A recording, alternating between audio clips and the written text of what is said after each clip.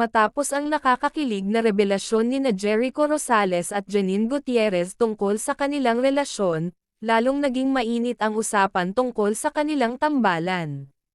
Sa gitna ng excitement ng kanilang mga tagahanga, inilabas na ang teaser ng kanilang bagong serye na pinamagatang The Accused. Matagal nang inaabangan ng marami ang muling pagsasama ng dalawang magaling na aktor sa isang makabagbag damdaming proyekto. Ang The Accused ay isang drama-thriller na magbibigay liwanag sa kwento ng hustisya, pagmamahal, at pagtataksil.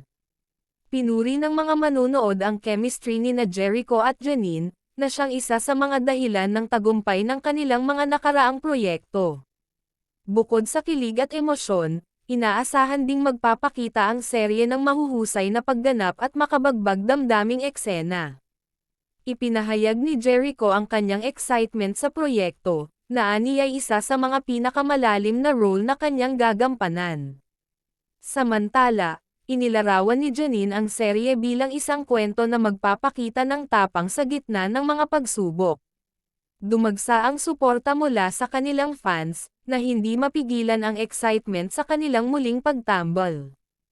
Ang The Accused ay nakatakdang ipalabas sa mga susunod na buwan at siguradong abangan ng sambayanang Pilipino.